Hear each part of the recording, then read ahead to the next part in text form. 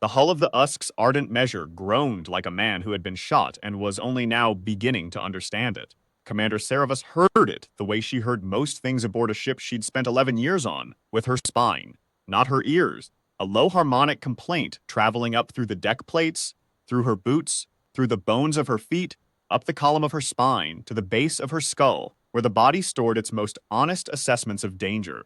She was 3 steps into the corridor when the second impact hit, this one sharper, a crack of something structural yielding without permission, and the emergency lighting swapped the corridor from white to amber without being asked. "Talk to me," she said, not raising her voice. The voice that answered came from the combat deck 2 levels below. "Voss, we've got a Veil picket fleet dropping from transit, 11 vessels, maybe 12. They're not broadcasting and they're not holding formation. That means they're not here to negotiate." "No, Commander, it does not." She was moving before Lieutenant Hale finished the sentence, not running. Running was for emergencies that surprised you, and this one had been building for 6 months the way weather builds, gathering pressure in bands of barometric change that every experienced sailor can read 3 days before the rain, but walking at the particular pace she used when she needed everyone around her to stay calm and needed to model what calm looked like. Hands loose, stride even, eyes forward but not fixed, the face that said things are being handled before the question had been fully formed. The Ardent Measure was a Meridian-class patrol cruiser, which meant it was built for the long haul. Deep space scouting, perimeter enforcement, the tedious and essential work of being present along corridors the Veil Assembly had decided, over the past 18 months, they wanted for themselves. It was not built for a stand-up fight against 11 vessels.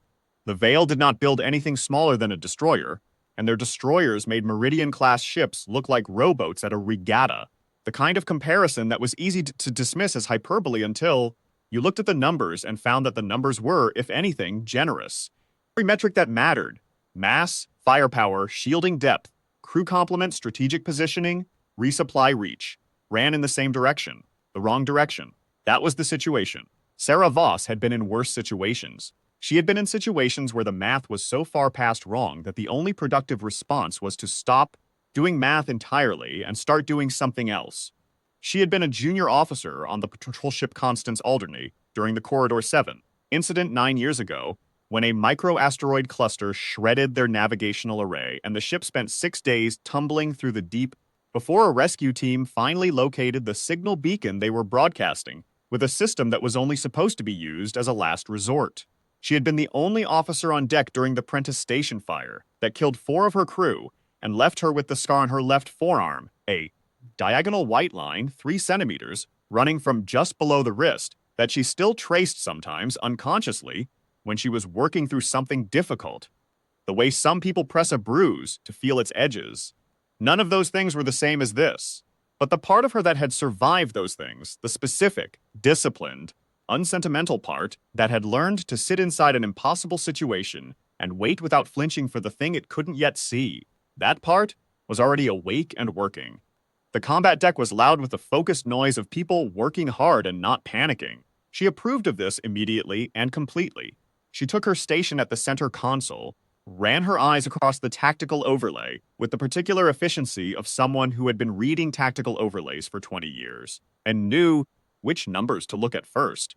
And she saw the same thing Hale had described, and then she saw something Hale hadn't mentioned because Hale hadn't noticed it yet. "The formation's wrong," she said. Ensign Delacroix looked up from sensors. He was 43 years old, the oldest person on the combat deck, had been in fleet service since before some of the crew were born, and he had a particular quality of attention, a steadiness under pressure that came from having been surprised enough times by enough things to have developed genuine equanimity about surprise. "Commander? The picket fleet. They're not in standard Veil assault formation. They're in something else." She traced the pattern on the overlay with 2 fingers, a slow, deliberate motion, thinking out loud in the way she did when she needed to hear the shape of what she was seeing. They're in a surround posture, but the surround has a hole. Hale leaned across from the navigation station. He was a big man, broad through the chest, with the kind of stillness that came from growing up somewhere quiet. The halcyon settlements on the far outer rim, where the dark pressed in at the edges of the light in a way that either became familiar or never did. He had a face built for patient endurance, the kind that absorbed things without immediately showing them. He looked at the overlay for 4 seconds and said, "Rear quarter, They left the rear quarter open. Why would they leave the rear quarter open? They wouldn't, said Delacroix, unless they wanted us to run. And if they want us to run, it's because running takes us somewhere they want us to go. Voss straightened. She felt the full weight of what she was looking at. Not the weight of danger she had been managing for 20 years, but the weight of being read by something that had thought about her longer and harder than she'd thought about it. They're hurting us. They want to push us towards something. The kill comes later, at a place and time of their choosing. She looked at the hole in the formation, the deliberately open lane, the part of the trap designed to look like the way out, carefully measured and positioned to seem like luck. The Vale Assembly had been observing humanity for 60 years. The first contact had been peaceful in the way a land survey is peaceful. Thorough, dispassionate, methodical, uninterested in the opinions of the thing being surveyed. They had cataloged humanity's biology, technology, social structures, and conflict patterns with an attention that might have been mistaken for admiration if you didn't look closely enough at what admiration was for. It was not admiration, it was assessment. The Vale had a word for it in their language, a word that translated, imperfectly, as something between audit and verdict. They had been running the numbers on humanity for 6 decades, and 18 months ago they had apparently reached a conclusion. The conclusion was that humanity occupied space the Vale wanted, and that humanity was unlikely to yield it without prompting. The prompting had been escalating in the methodical way the Vale did everything. What began as bureaucratic pressure, contested survey claims, denied transit permissions, communication delays that stretched from days into weeks into something that felt like a closed door, had graduated into more direct expressions of intent. A supply convoy interdicted in Sector 9. An observation post in the Altern corridor destroyed with no warning and no stated justification, the debris field catalogued and measured, and then left for the fleet to find. 3 patrol ships recalled from the deep corridors after receiving Vale transmissions that said only, in the flat affect of machine translation, that their continued presence in designated sectors constituted an act of hostility under Assembly Interstellar Law. Assembly Interstellar Law, which had been written by the Vale for the Vale, and which did not contain, anywhere in its 400-year body of precedent, the concept of another species having a legitimate claim to anything at all. Options, Voss said. We run the open lane, said Hale, without enthusiasm. We outrun them or we don't. If we don't, we find out what's at the other end. Second option, we hold here. We don't have the guns to take 11 ships in a direct engagement, but we can make the first 3 regret it very much. We buy time. For what? Hale's expression didn't change. I don't know. Third option. The combat deck went quiet for a particular kind of moment, the kind of quiet that happens when a room full of people knows that someone is about to say something they weren't expecting, something that will require a recalibration of what is currently considered possible. Then Specialist Ewan, the youngest person on the combat deck, spoke without looking up from her console. She was 19 years old, from the Cascade settlements in the Outer Rim, where people went when they were done with everything closer in. She had joined the fleet 14 months ago because her father had been the weapons officer on the patrol ship Meridian Depth, the first patrol ship the Vale destroyed when all of this started, officially and publicly, instead of quietly and deniably. She had a face that looked young until you looked at the eyes, which did not look young at all, and had never looked young since the day she received the news. We go at them. We pick the nearest ship and we go straight at it, and we don't stop. The room stayed quiet. Voss looked at her for a long moment. Walk me through your thinking. They're hurting us. That means they need us to move in a particular direction. If we don't move in that direction, the plan doesn't work. Ewan finally looked up. Her eyes were very steady, the kind of steady that didn't come from the absence of fear, but from the decision, already made and already behind her, that fear was a secondary consideration. They've planned for us to run or to hold. They haven't planned for us to do something that makes no sense. Ramming an assembly destroyer makes no sense. No, Commander. But they don't know we're not doing that. They just know we're coming straight at them, at full military thrust. And they've got about 4 minutes to decide whether we're bluffing or we've gone insane. She paused for the half-breath of someone delivering the point. And they don't understand insane. They've been watching us for 60 years, and they still don't understand insane. Hale made a sound that might have been a laugh, pressed down immediately into something more professional, though the shape of it remained visible to anyone paying attention.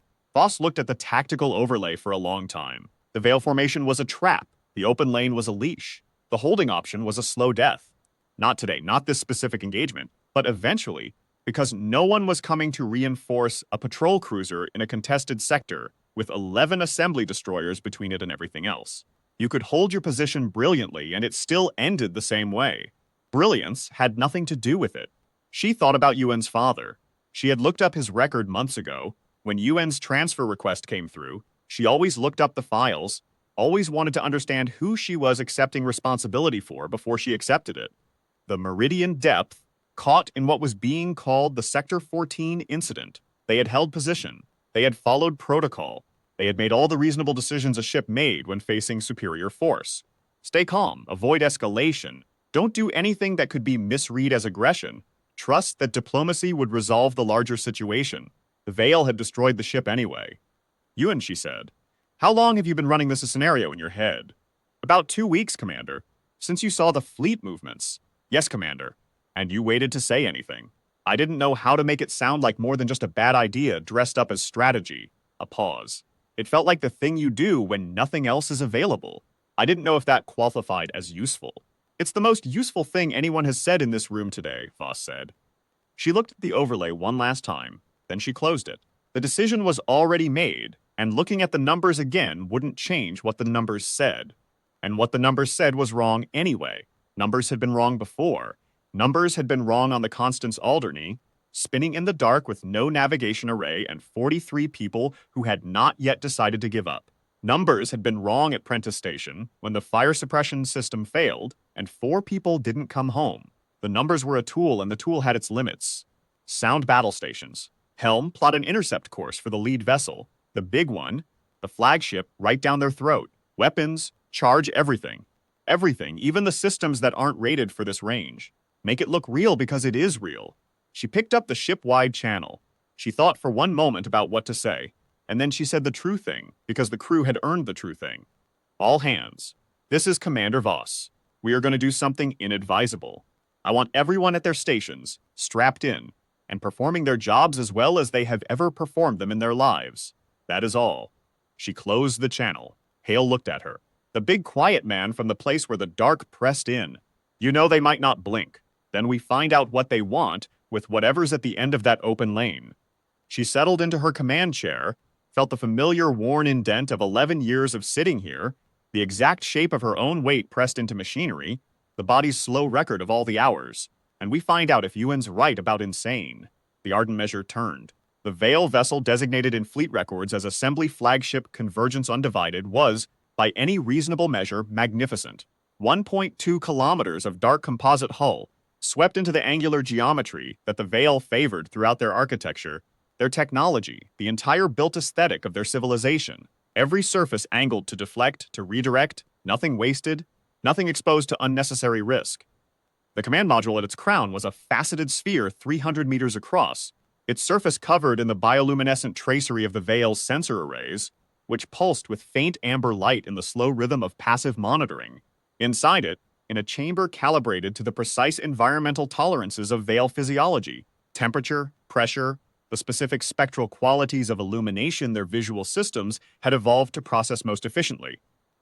The Assembly's operational directive, Cluster ran the combat scenario with the precision it brought to every engagement it had planned and executed over 4 centuries of coordinated expansion. The Cluster was not a single mind. It was not a hive mind in the way human fiction imagined hive minds, not a blurring of identities into collective thought, not the loss of individual perspective into something larger. It was something closer to a very sophisticated committee operating at speeds that made biological deliberation irrelevant. Each member processed different variable sets. The synthesis was instantaneous, continuous, self-correcting in real time. Its record of accurate strategic prediction over 400 years of Veil expansion was, if one were inclined to quantify such things, without parallel in the known history of any species it had thus far encountered. The Cluster had processed the human engagement scenario 600 times in the weeks of preparation, leading to this specific engagement. In every simulation accounting for every probability-weighted variation the model recognized as realistic, the human patrol cruiser ran the open lane or held position and was captured intact. The variance between outcomes was narrow enough to be statistically insignificant. The Cluster had assigned the engagement a confidence rating it reserved for situations where the outcome was functionally certain.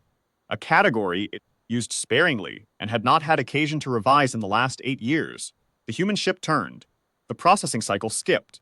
Not a failure. The cluster did not fail. It recalibrated, it updated parameters, it adjusted. But the skip was notable.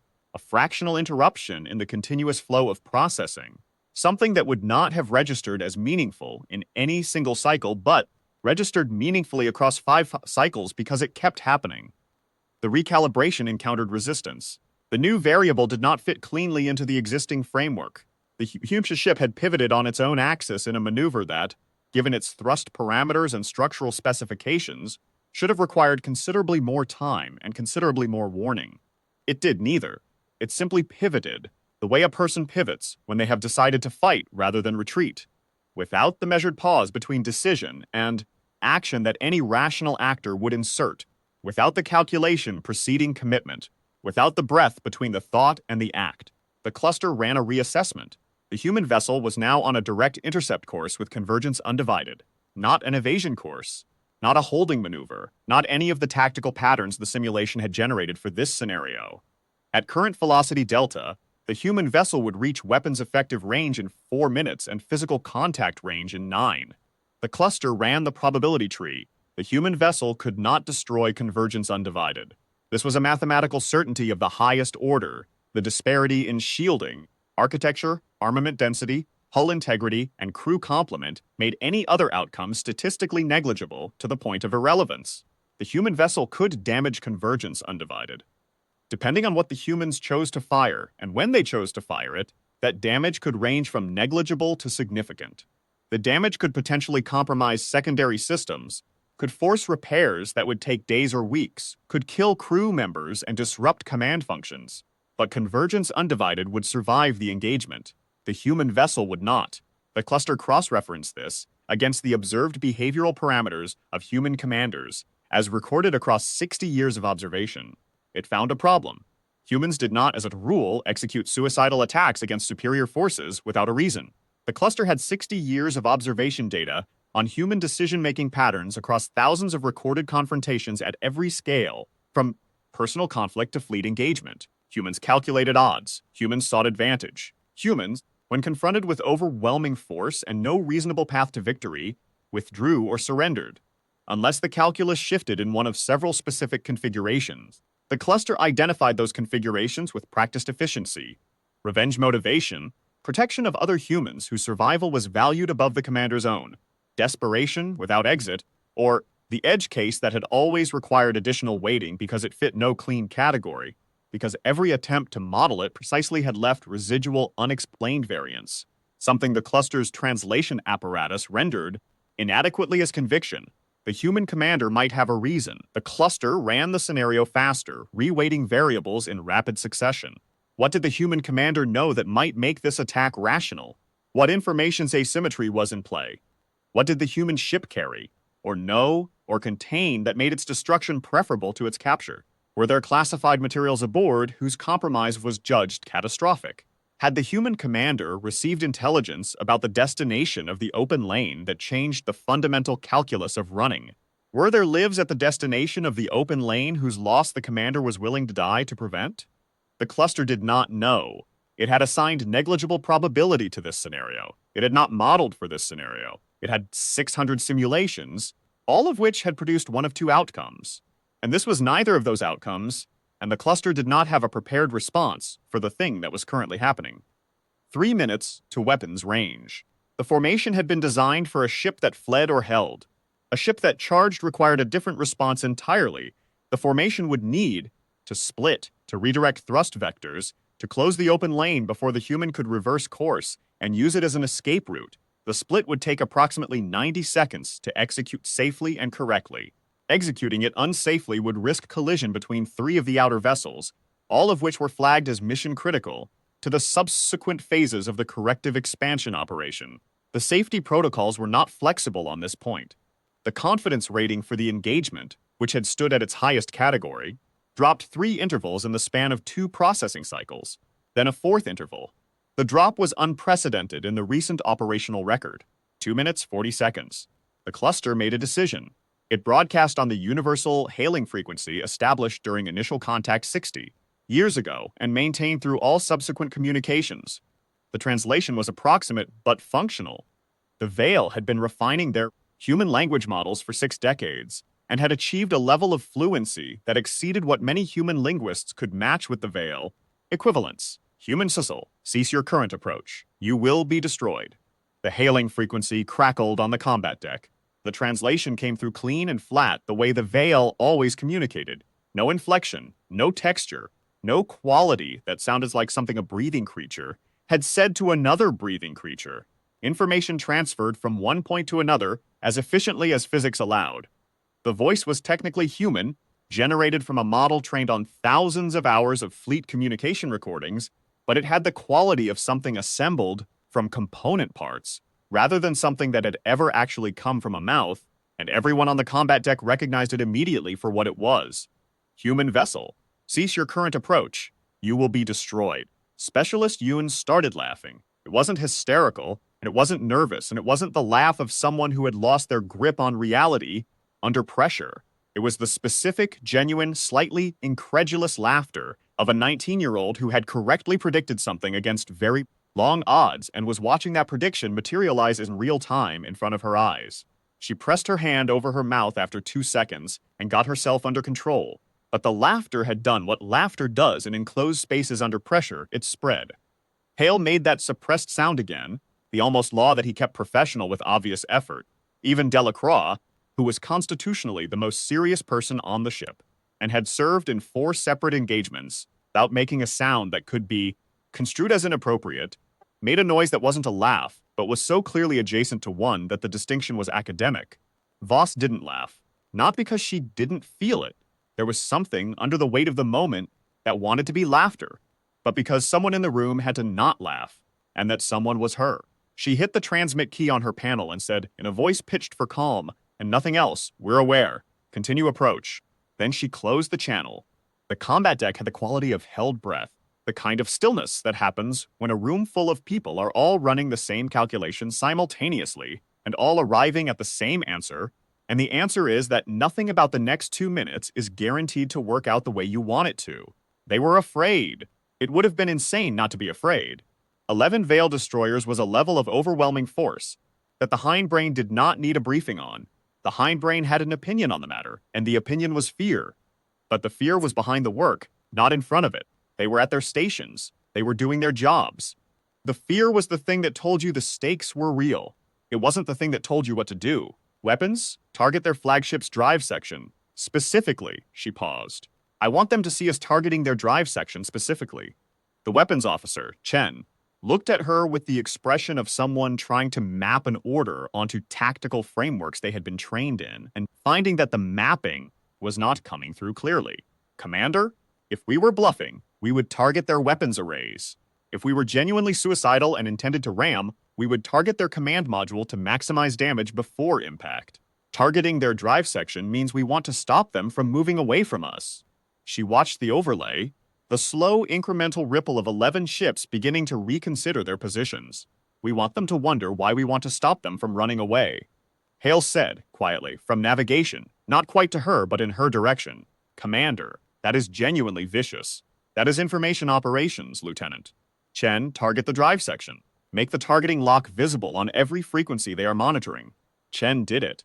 The weapons array on the Ardent Measure had never been designed for a target at this range and this geometry, but it could hold a targeting solution, and holding a targeting solution on a flagship's drive section was a specific act with specific implications, and the Veil would read those implications correctly because they had been watching fleet weapons protocols for 60 years. They waited.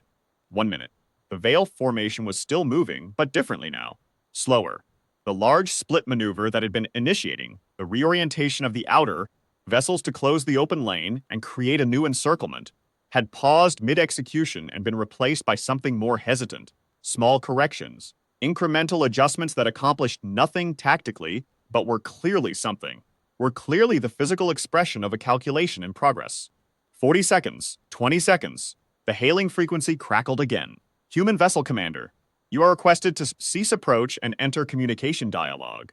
Your current action is not consistent with rational objectives. The phrasing was interesting.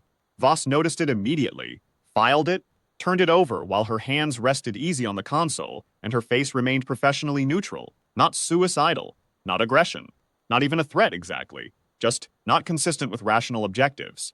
As if the Veil had reached for a category and found the available categories insufficient and had defaulted to the most precise thing they could say with the vocabulary available to them, which was, "We don't understand what you are doing." And not understanding is the one state we were not prepared for. She keyed transmit. "Here is my rational objective. You came here with a plan. The plan required us to behave in a predictable manner. We are not behaving in a predictable manner. Your plan is broken. Your formation is compromised. 3 of your ships are currently out of position and would require 40 seconds to re-engage effectively." She paused for one deliberate beat. 40 seconds is a very long time in a live engagement. Another pause. "I am not suicidal. I am not desperate. I am telling you that you have made an error in your assessment of who you are dealing with, and I am giving you the opportunity to recalibrate before this becomes something that neither of us can walk back from." Silence. 11 seconds to weapons range. "Stand by," Helmva said quietly. 6 seconds. 3. The flagship's navigational thrusters fired. Not attack thrusters, not the massive drives of an assault maneuver, but the small, careful navigational thrusters used for positional adjustment, and convergence undivided began, incrementally, measurably, to alter its heading, away, not fleeing, not retreating with any urgency or panic, but creating distance in the small, deliberate way of something that has been surprised and needs a moment to reconsider.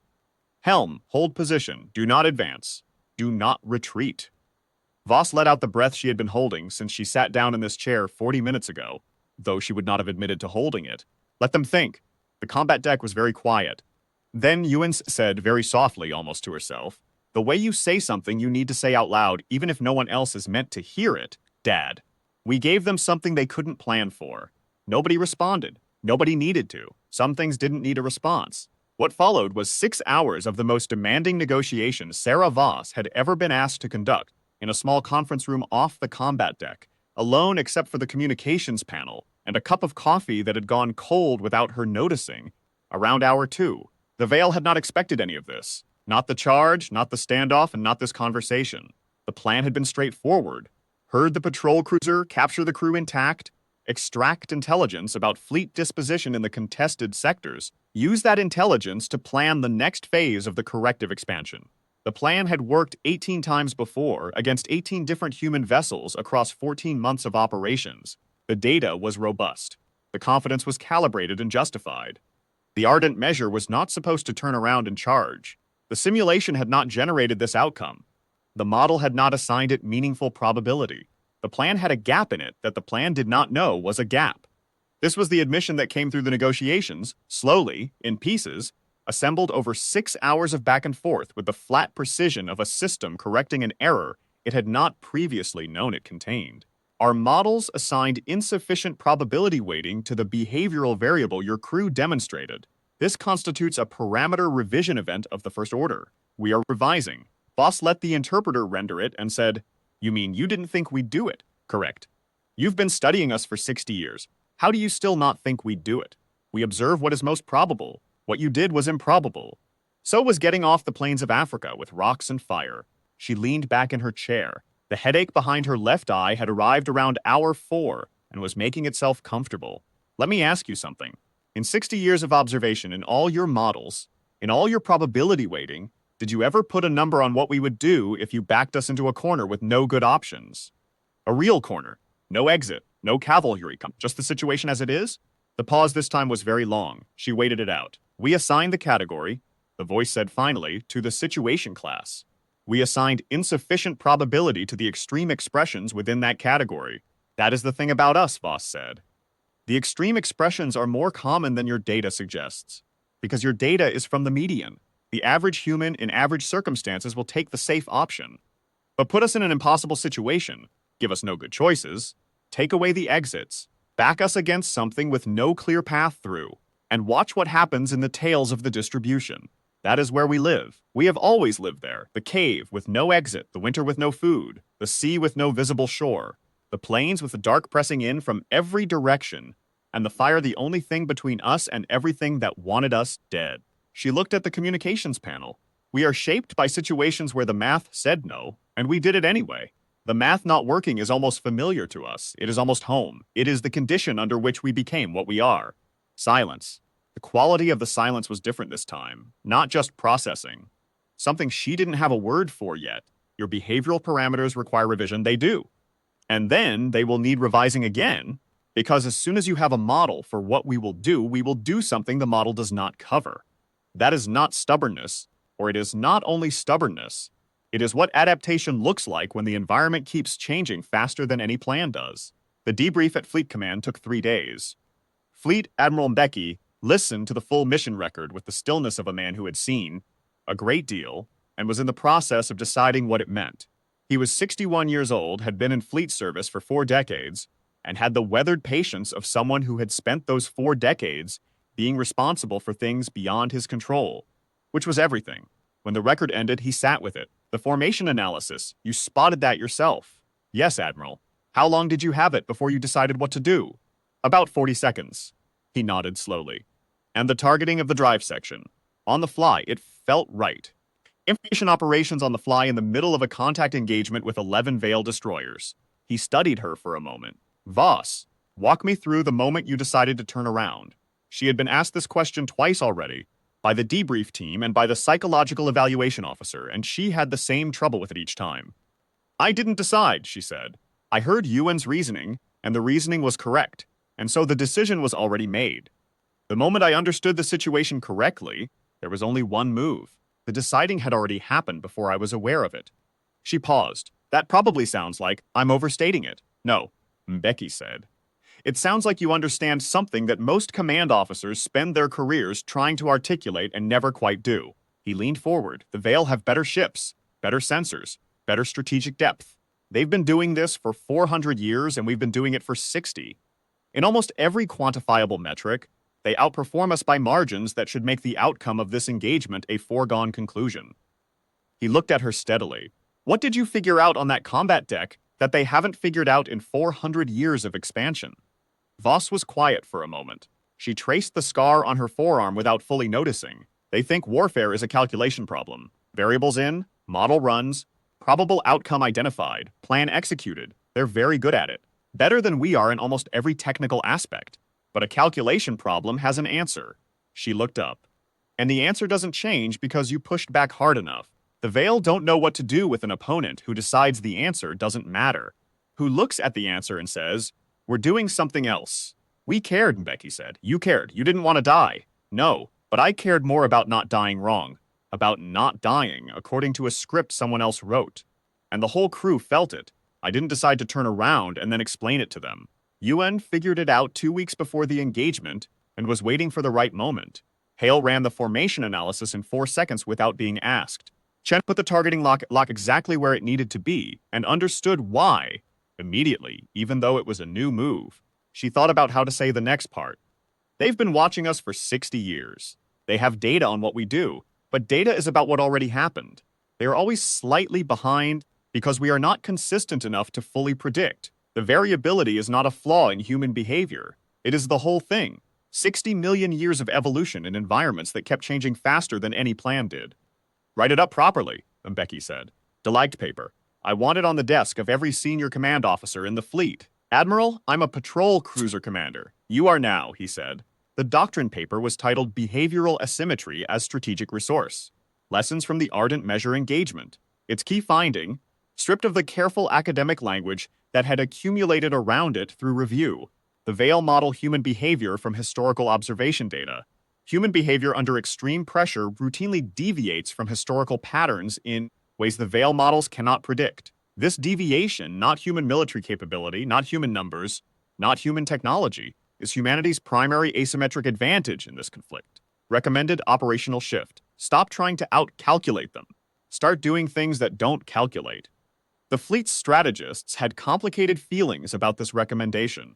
Several wrote detailed objections that Voss read carefully and considered seriously, and then largely held to her position on, because the objections were about the discomfort of embracing unpredictability as doctrine. And the discomfort was real but beside the point. Back aboard the Ardent Measure, the problem had evolved. The Veil had adapted. 4 months of not quite ceasefire, and then the pressure began again, differently.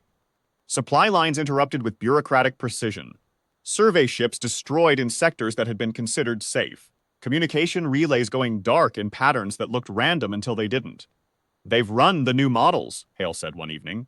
Standing in the doorframe of her cabin with coffee he handed her without asking, he settled into the chair across from her. He had become, over the course of these months, someone she talked to about the hard parts, not because he had answers, but because he asked the right questions and listened to the reasoning without trying to improve it before it was finished. "They've revised upward the probability of anomalous behavior," he said, "which means what worked once won't work the same way twice." Not the same way. They're planning for the anomalous cases now. She looked at the star map, more amber than 6 months ago. But there's still a model. There's still an answer they're working toward. They can't help that. It's the only way they know how to think. So the question is whether we can stay ahead of the model, and whether we can change what we're competing in. She leaned back. "My father told me a story when I was young. There was a game, very old, played with stones on a grid. The goal was to surround and capture your opponent's stones. The best players in history weren't the best calculators. They were the ones best at playing moves that didn't have a clean refutation, moves that changed what the game was about, forced the opponent into territory they hadn't planned for." She looked at the star map. "The Veil are very good at the game we've been playing. We need to change what the game is about." 3 months later, a Veil survey station, automated in the outer contested sectors. A data collections node. The eyes, 60 years of watching, feeding observation data into the models. "We take one intact," Voss said, in a briefing room at Fleet Command. "We take it, we look at it, and then we give it back." The planning team looked at her. She let them explain why this was operationally inadvisable. Then she explained hers. "Destroying it demonstrates known variable military capability. They've modeled that. Taking it and returning it demonstrates something they have no model for. Choosing not to press an advantage. Winning and then handing the prize back." She pulled up the station schematics. "Every time we do something they haven't assigned sufficient probability to, they have to stop and recalculate. The recalculation is time. Time is what we need." Okonkwo, the fleet strategist, the sharpest mind in the room, who treated that fact with appropriate professional seriousness, asked, "The return. How do you frame it?" "We don't frame it. We just do it. We return the station intact, and we send a message that says only, 'We could have kept this.'" He repeated it, turned it over. "That's a threat dressed as a gesture of restraint. It's both simultaneously. They don't know how to classify it. Something that doesn't classify cleanly requires more processing time. More processing time is more window." The operation was 11 days of planning, 4 hours of execution. The boarding team found the station quiet and strange. Every surface functional, every angle deliberate, nothing decorative, nothing without a designated purpose. The built environment of a species that had resolved, once and for all, and a long time ago, the question of what a room was for, and had never felt the need to add anything else. Yun walked through it with a recorder. Voss watched the feed from the ship and thought about the note she had drafted, printed, and asked them to leave on the primary observation console. "You have been watching us for 60 years. We have been watching you for 6. There is more difference in that than the numbers suggest." The return happened as planned. The Veil maintenance crew arrived 71 hours later. Fleet Signals Intelligence tracked the internal traffic afterward. Dense, sustained, informative. A great deal of processing happening. A great deal of parameter revision. And then, for the first time in 14 months of the corrective expansion, the pressure in the contested sectors paused. Not ended, not resolved, paused. The meeting request came addressed to Voss specifically, from Convergence Undivided, on a channel she had never seen used before. It said, "Your behavioral parameters continue to require revision. We propose a dialogue." The contact environment was purpose-built, designed by committees from both sides, which meant it was a peculiar hybrid.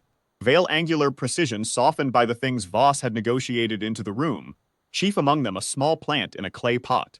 The design committee had debated this for 3 days. She had insisted. She wanted something in the room that was alive, and had no function and required no justification and just was. The Veil observational analyst, primary architect of the behavioral models, asked the question in the 3rd hour of the first session. "Commander Voss, when you turned your vessel toward Convergence Undivided, what was the internal state that produced that decision?"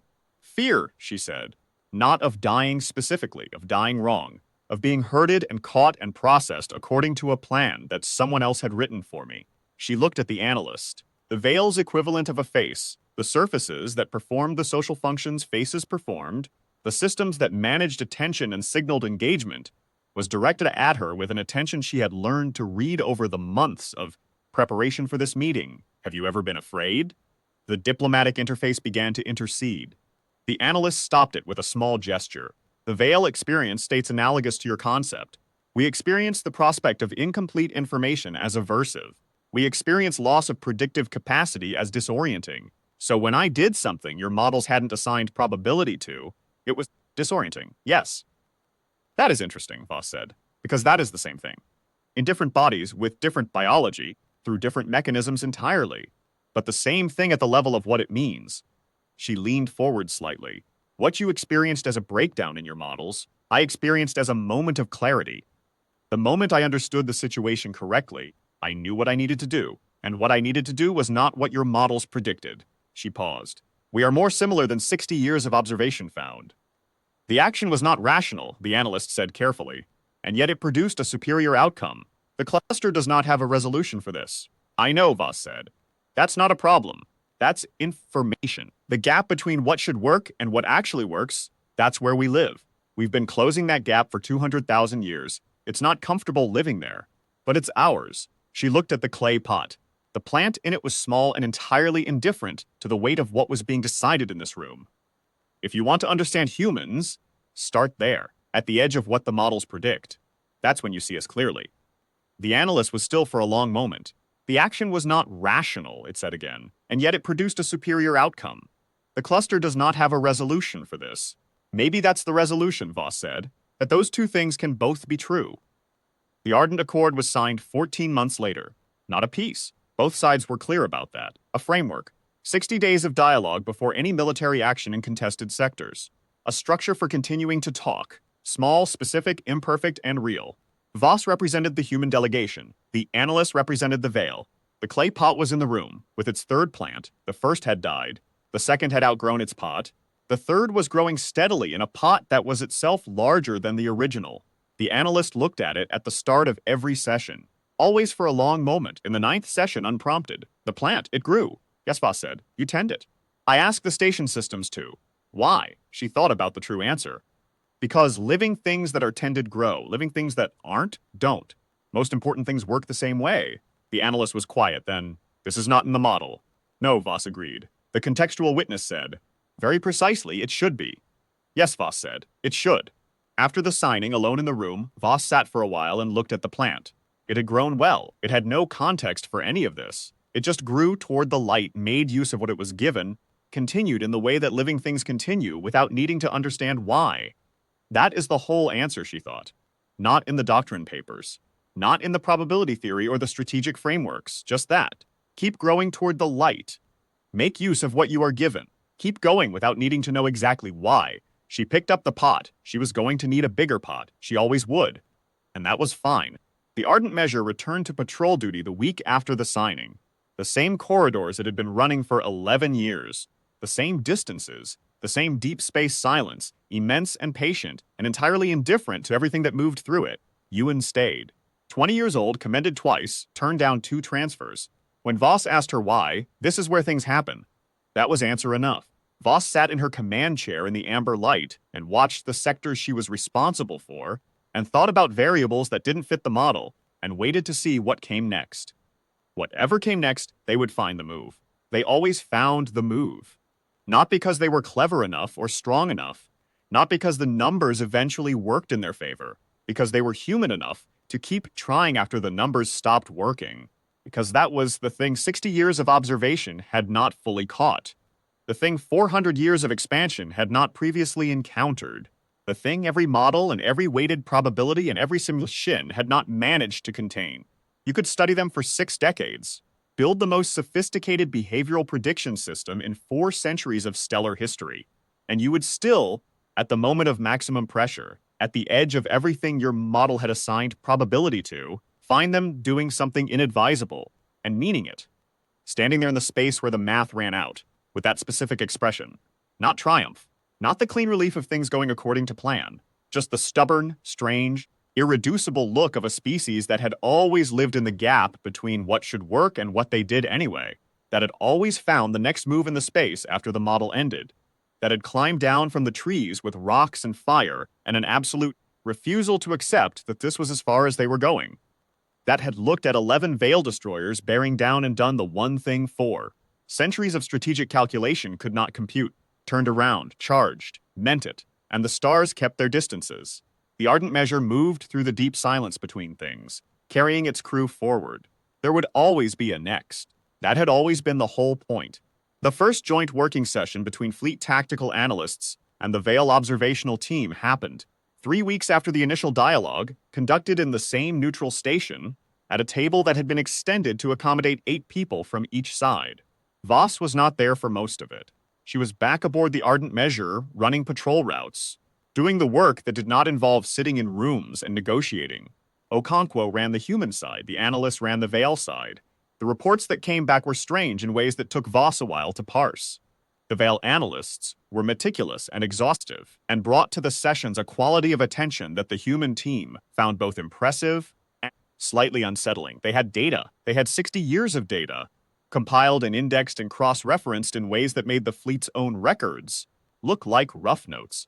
They could produce, on request, the detailed records of any human vessel that had ever transited the contested sectors. Crew complement, command history, decision patterns in documented engagements, maintenance schedules, fuel consumption curves, communications latency metrics.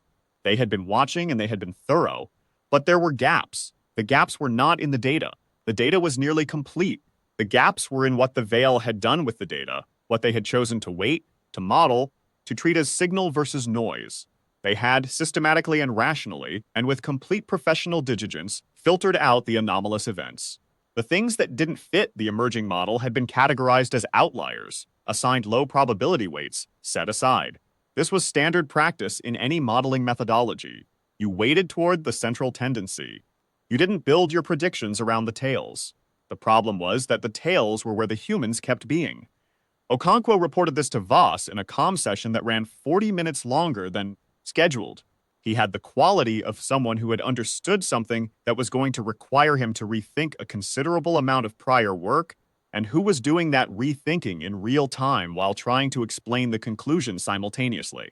They have records of the Meridian depth engagement, he said. 14 months ago. Sector 14. I know about the Meridian depth. They have the full engagement record. Every communication, every maneuvering decision, every second from first contact to destruction. He paused. The operational directive cluster reviewed it 17 times. Each review produced the same conclusion. The human commander behaved in a fully predicted manner. All probability weights confirmed. Model accuracy, nominal. Voss was quiet for a moment. He followed protocol. Yes, he did exactly what the model predicted a commander in that situation would do. And the model was right. Another pause. The Veil used the Meridian depth as a calibration event. They used it to confirm that their behavioral models were accurate. They used it to set their confidence levels for subsequent operations. And then they ran those confidence levels into our engagement in Sector 14 and found out the confidence was misattributed, Okonkwo said. Not wrong about the Meridian depth, right about the Meridian depth, wrong about what the Meridian depth proved. He sounded tired in the way of someone who had been talking to very intelligent people for 3 weeks, and had found the experience exhausting in a specific way that was hard to explain. The Veil are not stupid. They are genuinely brilliant at what they do. The problem is what they do. They model. They are so good at modeling that they cannot stop modeling. Even when the model has a structural error in it, they will refine the model forever, rather than question whether the model is the right tool. And we don't have that problem, because we never fully trusted the model in the first place. We have a different problem. We never fully trusted the model, which means we also sometimes ignore good models when we shouldn't. He made a sound that might have been rueful, but in a situation where the model is structurally incomplete, our instinct to deviate from it is an asset. Voss sat with this for a while. Through the viewport of her cabin, the stars were the same stars they always were, the same indifferent fires maintaining their distances without comment. She had been thinking about the Meridian depth since the engagement. Since before the engagement, really, since she had read UN's file and understood what UN was carrying. There's something I want to propose for the next session, she said. I'm listening. I want to put UN in the room. Okonkwo was quiet for a moment. The analyst's team will want to know her role. Tell them she's an observer. Tell them she's a crew member from the Ardent Measure who was present for the engagement. Voss looked at the stars. Tell them she's the daughter of the weapons officer from the Meridian Depth. The silence on the other end of the comm was long and careful. Commander, that is, I know. The Veil don't process grief the way we do, the concept of I know. That's why I want her in the room. She kept her eyes on the stars. Because the analyst keeps trying to understand what the behavioral model is missing. And the thing the behavioral model is missing is not a tactical variable. It's not a strategic consideration. It's what it costs. What it actually costs to the actual human beings who are in the actual room. She paused. Yoon doesn't have to say anything. I just want her there. I want the analyst to have to be in a room with what Sector 14 means from the other end. Okonkwo considered this for a long time. You think they need to see that, he said.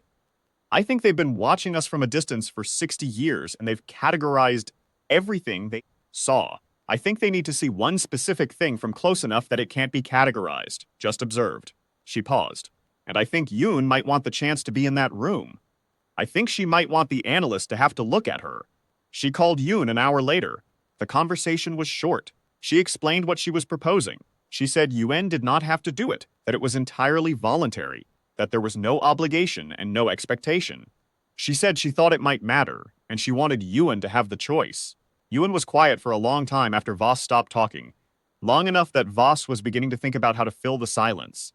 Then Yuen said, "Yes, I want to go. You don't have to say anything. You don't have to explain anything. You can just be in the room." "I know." Another pause. "But I might want to say something."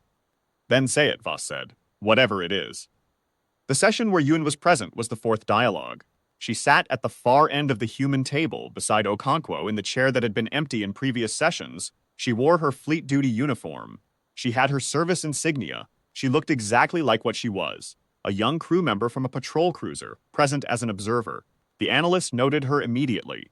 The cluster's observational apparatus was thorough, and the record of the Ardent Measure engagement was thorough, and the analyst cross-referenced the face in the room against the engagement record and found the match within the first minute. There was no outward expression of this recognition. The Veil did not perform recognition the way humans performed it, with the small involuntary signals of eye contact and changed posture. But the quality of attention shifted in a way Voss had learned to read over 4 sessions. The formal agenda proceeded. An hour of technical discussion about the proposed framework for contested sector communication protocols. Dry, necessary, moderately productive. Voss watched the analyst. The analyst's attention kept returning to Yuen, briefly and systematically, in the intervals between the technical items on the agenda. In the break between the second and third agenda items, when the human team was consulting quietly at their end of the table, and the Veil team was doing whatever the Veil did in the pauses, the cluster, processing, the interface reviewing parameters, the witness recording, Yuen looked directly at the analyst. The analyst met her eyes. For approximately 4 seconds, they looked at each other. No language, no interpretation. Just the direct contact of 2 beings from 2 entirely different biological and cognitive frameworks in a room that had been built specifically for the attempt to bridge those frameworks, looking at each other across a table. Then Yuen said, quietly but without lowering her voice, "Sector 14. November of last year, the Meridian Depth." The interface stirred. The analyst made the small gesture again that meant, "Let it happen." "I know the designation," the analyst said. Through the interpreter, flat and careful. "My father was on that ship. He was the weapons officer. He was 47 years old. He had been in fleet service for 19 years. He had a particular way of laughing when something surprised him that I haven't heard from anyone else." Yun was not crying. Her voice was entirely steady. She was 19 years old, and she had been carrying this for 14 months, and she had time to decide what shape it took. He followed the protocols. He did exactly what the model predicted. And you destroyed the ship anyway, because that's what the corrective expansion required. The analyst was quiet for a long time. The engagement was conducted within the parameters of operational necessity as defined by assembly strategic objectives, the interface said carefully. "I know," Yoon said. "That's what I'm telling you." Voss watched the analyst. Whatever was happening in the cluster in this moment, whatever recalibration, whatever parameter revision, whatever adjustment of the models that had assigned insufficient probability to the weight of what was sitting across this table right now, she couldn't see it from the outside. She could only see the quality of attention. She thought, this is what 60 years of data doesn't capture. Not the fact of loss. The Veil had data on human casualties. They had data on the behavioral effects of bereavement, on the documented changes in decision-making patterns following the death of valued individuals. They had categorized that data and weighted it and incorporated it into the models. But there was a difference between data about grief and being in a room with it. There was a difference between knowing that humans experienced loss and having to look without being able to look away at a 19-year-old who had been a weapons officer's daughter and was now something else.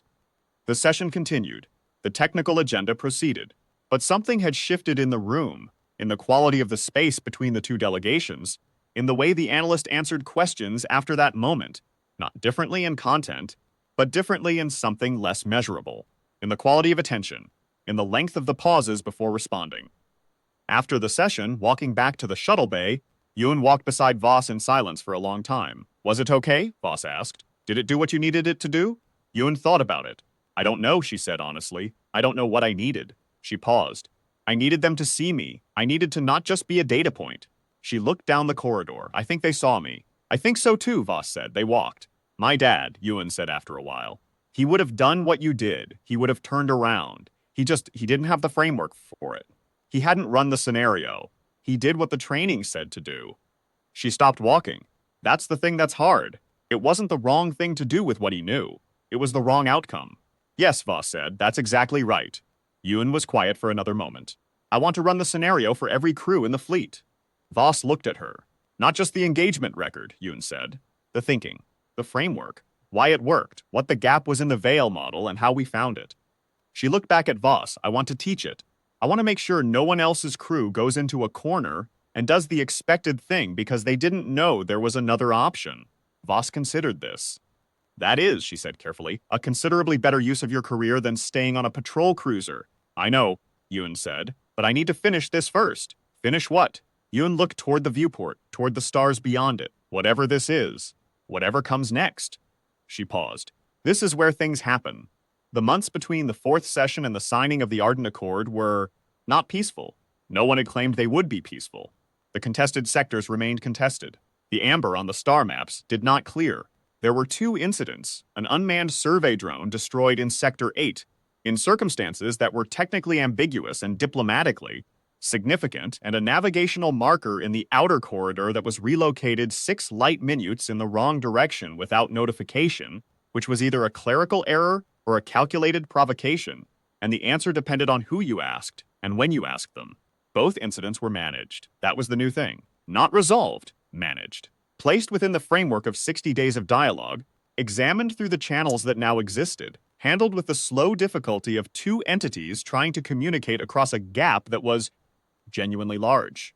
Voss worked the patrol routes and attended 3 more sessions and wrote 2 more addenda to the behavioral asymmetry paper and had, in the 8th month, a long conversation with the analyst that she had not expected and that she thought about for a long time afterward.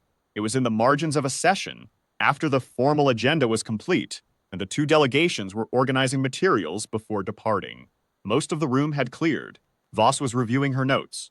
The analyst was alone at the Veil end of the table, performing some internal function she could not read from the outside, when the analyst said, without looking at her, the Sector 14 engagement record. I have reviewed it 843 times. Voss looked up. 843 times, the analyst repeated, since the engagement with Ardent Measure.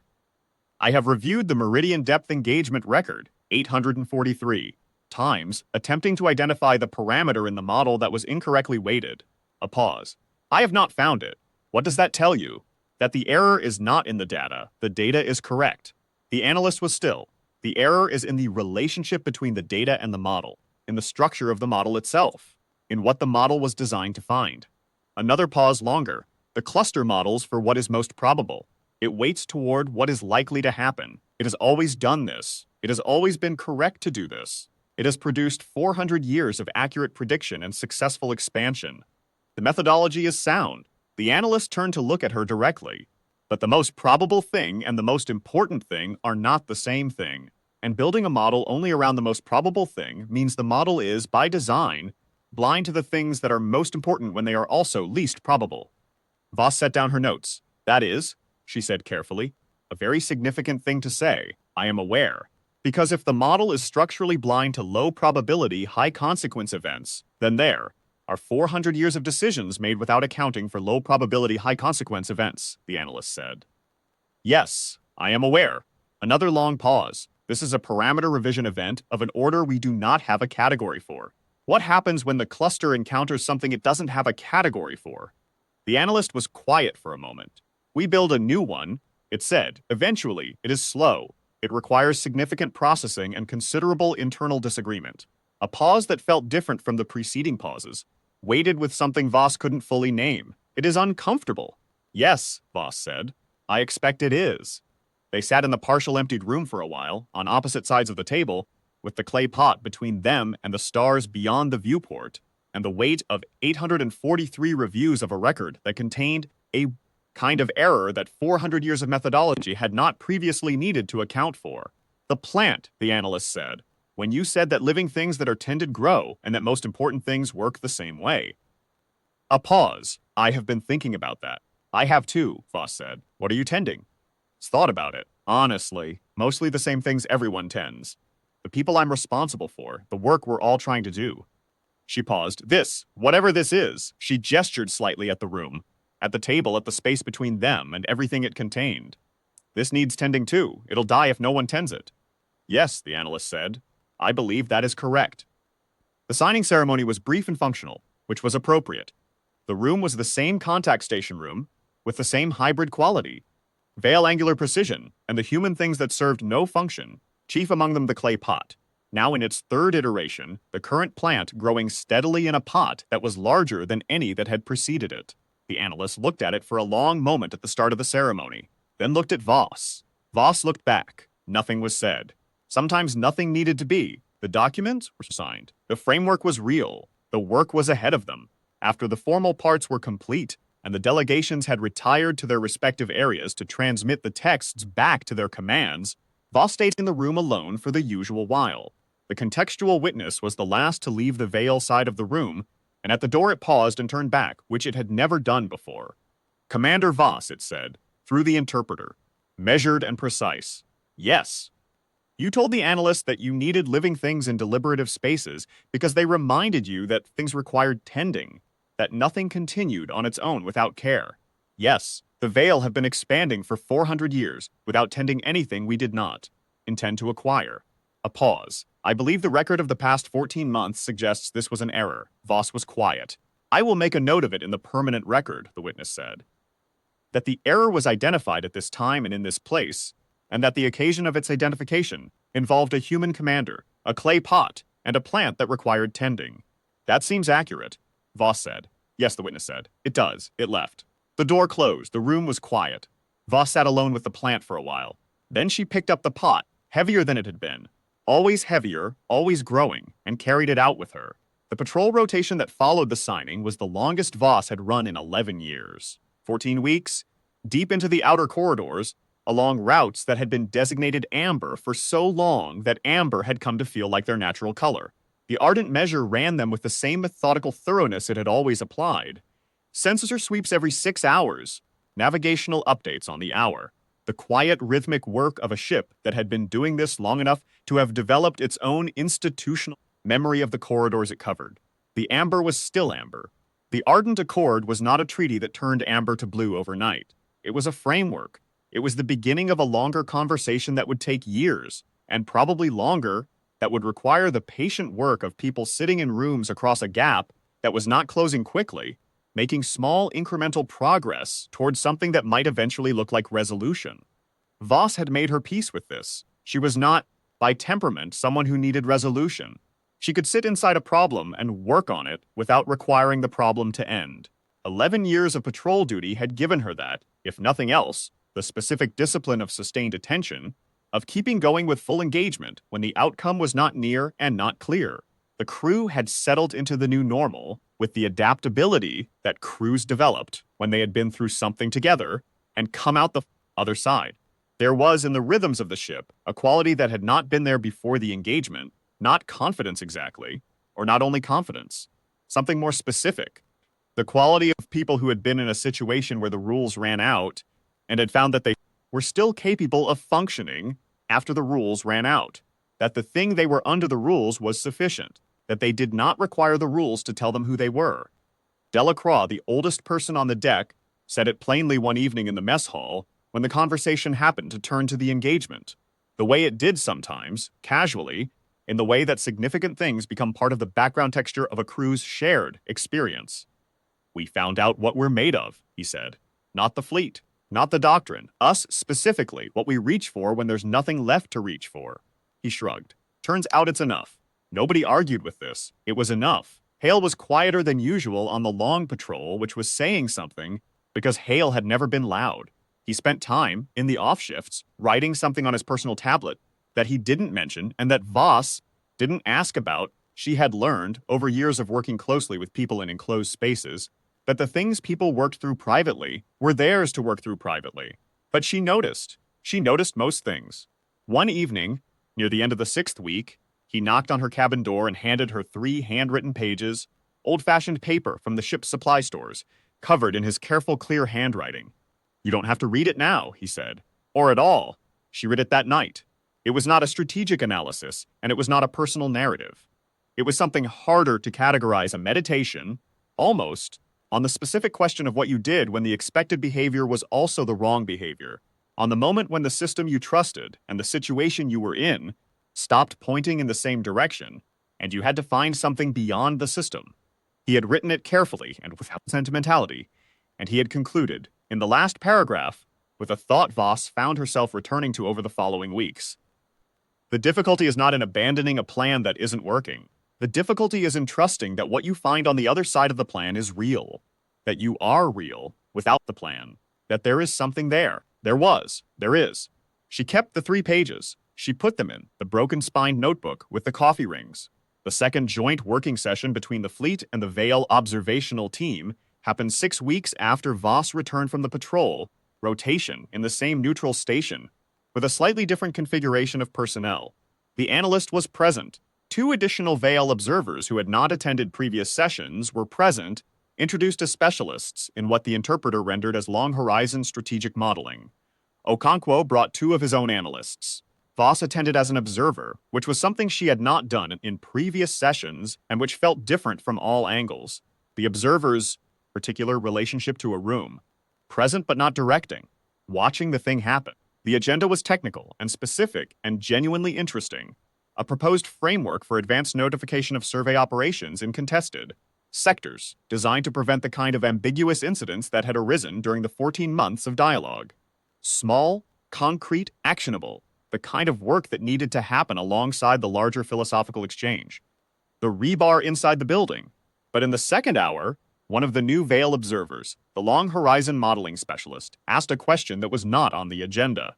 "Human Fleet Commander," it said, addressing Voss directly in your behavioral asymmetry documentation, you stated that human variability under extreme pressure constitutes a strategic resource. You stated that the tails of the behavioral distribution are where the decisive human actions tend to locate.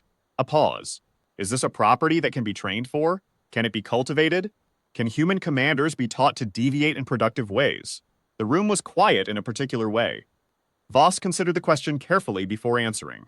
She considered it from multiple angles because it was a genuinely important question and deserved a genuinely considered answer, and also because it was being asked by a species that had spent 60 years modeling human behavior and might have interests in the answer that were not fully apparent from the surface of the question. "Yes and no," she said finally. "You can train to the willingness.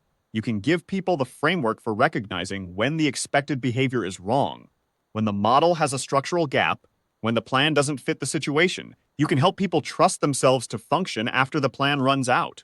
She paused.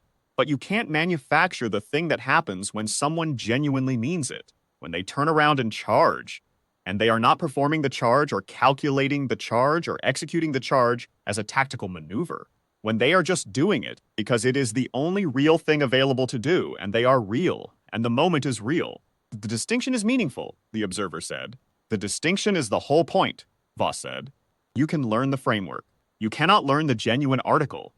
The genuine article comes from the same place it has always come from, which is being a person in an impossible situation and having to find out who you are when the rules run out." She looked at the observer, which is not a quality that can be optimized into the system. It is a quality that lives in individual people and gets expressed in individual moments. The best you can do is make sure the system doesn't crush it before it has a chance to work. The observer was quiet for a long time. The veil system has historically been designed to minimize the expression of individual deviation, it said, to ensure that collective modeling produces consistent outcomes, to reduce variance. A pause. This has been considered a strength. It is a strength, Voss said.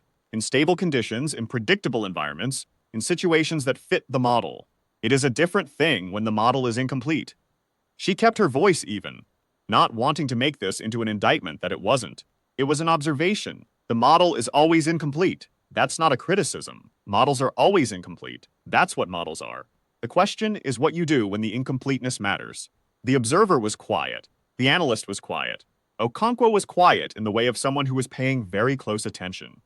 Then the long horizon modeling specialist said, with great precision, "We have 400 years of data suggesting that our methodology is correct." "Yes," Voss said, "and you have 14 months of data suggesting that the methodology has a gap. Which data do you weight?" The pause this time was very long. "Both," the observer said finally. "Yes," Voss said, "both." She wrote up the exchange for the record, as she wrote up most exchanges. The notes went into the file that was growing longer with each session, the cumulative record of this particular ongoing conversation. She read back through it sometimes, looking for the shape of it, trying to understand where it was going. She had come to think of the whole thing. The engagement, the dialogues, the accord, the working sessions, the slow tentative project of two very different kinds of minds trying to understand something about each other that neither fully had words for, as a problem that was not going to resolve, not in her lifetime probably, not in Ewan's lifetime, maybe not in the lifetime of anyone currently alive. It was a problem that might eventually become something other than a problem, but the path from here to there was long and specific and required the continued effort of people willing to sit in rooms and try. She was willing to sit in rooms and try. She had always been willing to do the long, unresolving work. It was not the part of the job that generated the records and the citations and the doctrine papers. It was the part that mattered. One morning, in the 8th week of the long patrol, she received a message from Ewan, who had submitted her transfer request and been accepted to the Fleet Tactical Education Division, where she was going to teach. The message was short and characteristically Ewan. Started building the curriculum. The first thing I'm calling it is the moment before the model runs out and what to do with it. Thought you should know. Thank you, Commander. Voss read it twice. Then she wrote back, name it whatever you want. Just make sure they understand it's not about the charge. The charge was the answer to a specific problem on a specific day. The thing you're teaching is what it took to see that the charge was possible.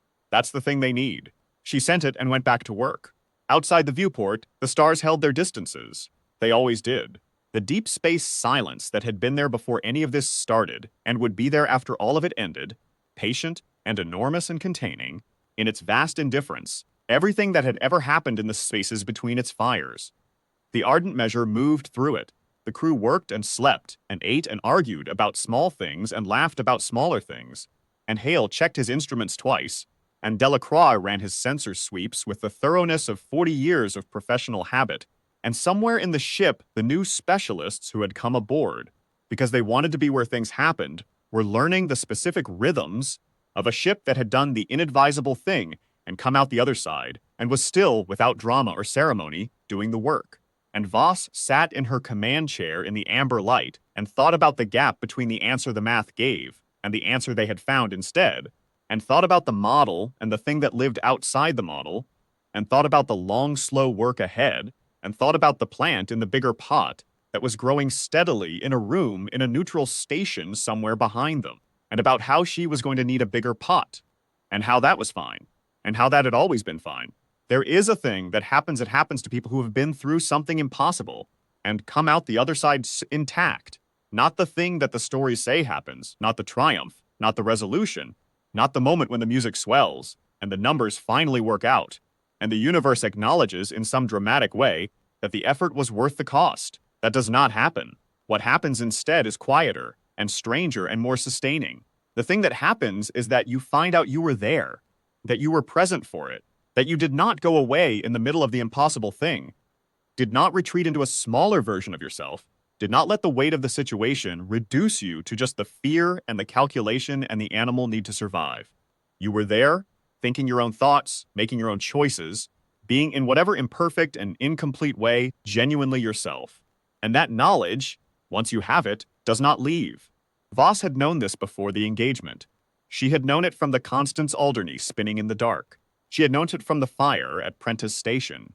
She had carried it through 11 years of patrol duty and the particular grinding patience of being responsible for people in the deep corridors where nothing happened and then something did.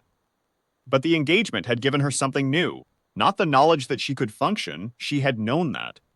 The knowledge that the thing she was underneath the function, the specific particular person that she was not separate from what she did in the hard moments, was not something she set aside in order to be Commander Voss, responsible, professional, the person running the combat deck while everyone else was afraid.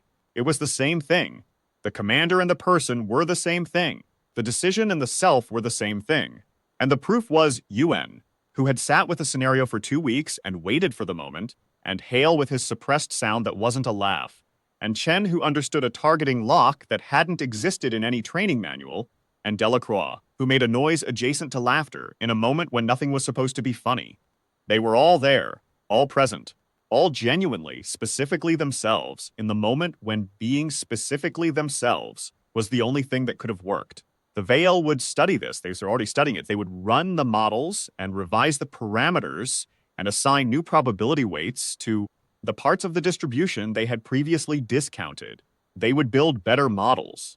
They would get closer to capturing what humans actually did under extreme pressure, not just what the median of the distribution did. They would not fully capture it, because the thing they were trying to capture was not a statistical property. It was the irreducible fact of individual people present in specific moments, being themselves, finding the move that the model didn't have a refutation for. You could describe that from the outside. You could measure its effects.